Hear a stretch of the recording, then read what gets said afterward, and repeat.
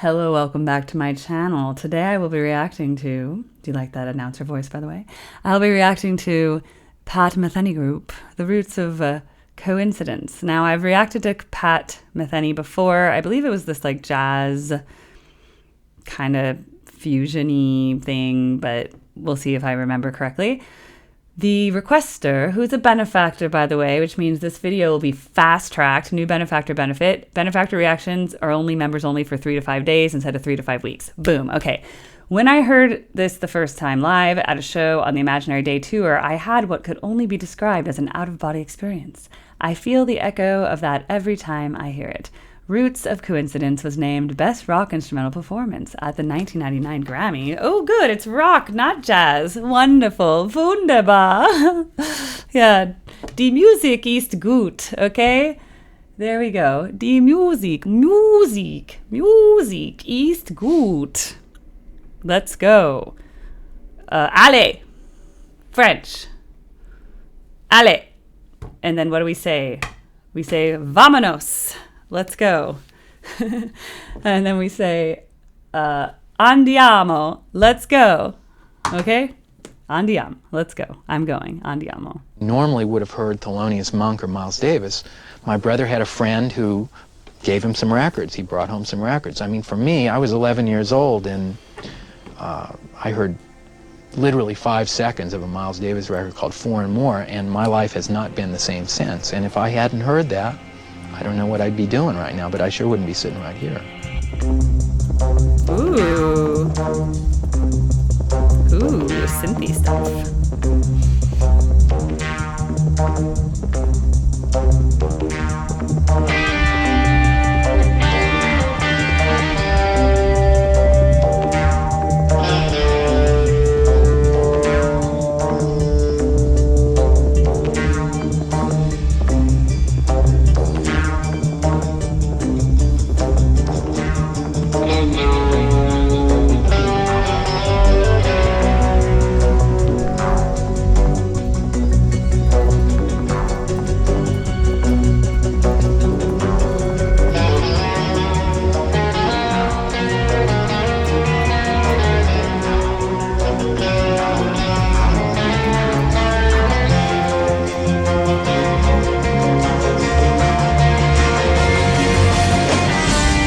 Whoa, big explosion.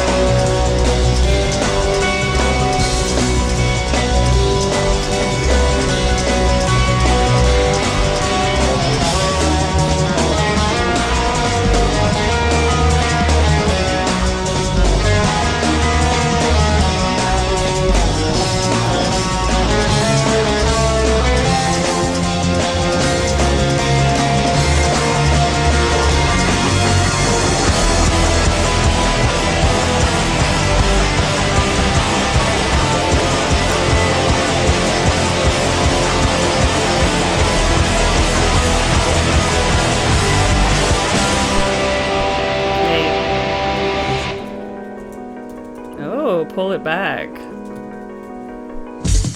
Oh, drums. Okay.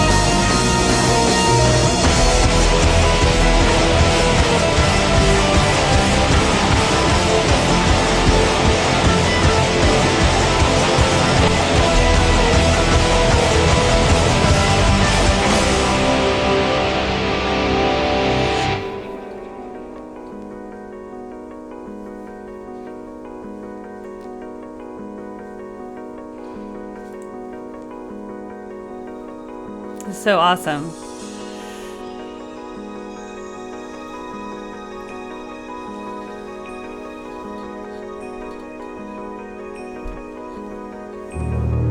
Ooh.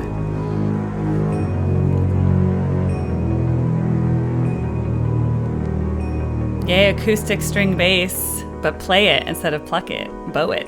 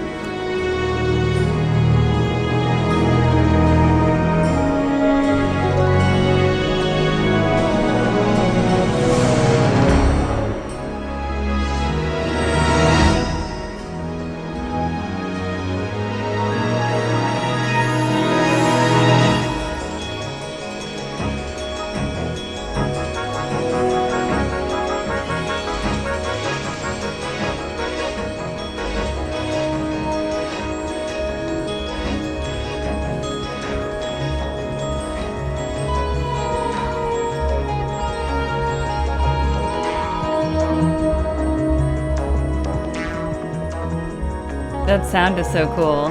The little synthy sound in the background. The strings.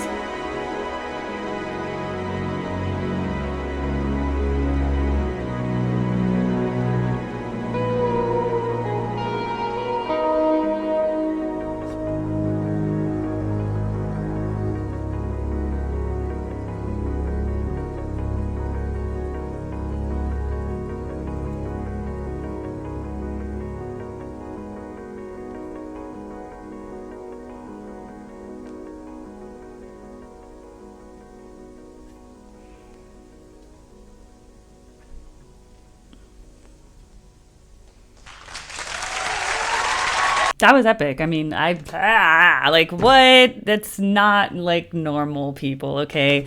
There's like normal musicians, and then there's like the Pat Metheny Group, okay? This is like transcending.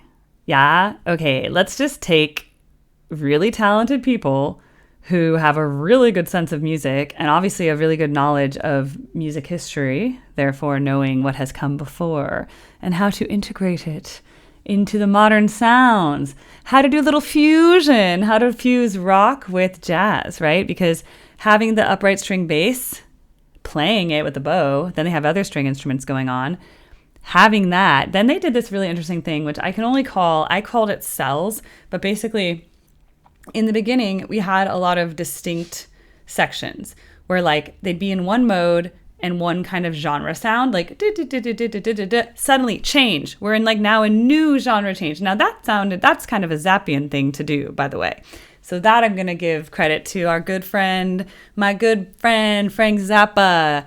Even though I have a love-hate relationship with you, I love you actually. But the thing is, that was a very Zappian thing to do like a cell, and then it would just like shift mode. It was like boom, new mode, new section, new everything, different lead instrument. Whoa there, like no cohesiveness. And I love it. I love those parts that were very like Zappian transitions. That was in the beginning though. It's almost like, in a way, if you think about it as a sonata, okay, but not in a proper way. But in the beginning, you get kind of this exposition that happens in a sonata, and you have this exposition, and this thing is presented, and in the beginning, it's kind of presented in like clumps, okay? And then as they develop that, which happens in a sonata, they have to do a development, and then it gets key changed and iterated, and they then kind of fused all those cells, which were distinct, laid them on top of each other, blended it up in a mixer, boom. And they gave us a very lyrical, towards the end of this, like I say, the second half of the recording is a very lyrical interpretation of everything that came before in cells, okay? So it's a fusion, literally, if you will. So as I called this rock jazz fusion, whatever. avant-garde, a little 20th century classical music added in there. We're just talking about good musicians here. Now, it's not something that everybody can appreciate because a lot of the regular people, by the way, I'm going to put on the very like educated, what is it?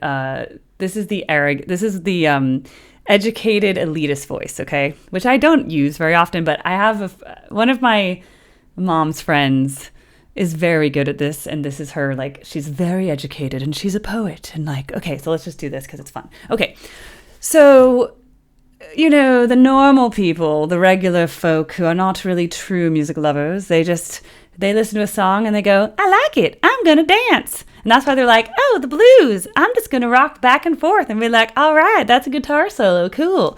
The regular people, some of them can't appreciate instrumental music at all because they're so focused on words, because they don't really understand what's going on with the instruments, right? They're just hearing the lyrics, okay? So now in lack of lyrics, they don't even know what to do with this composition. They're completely lost, all right?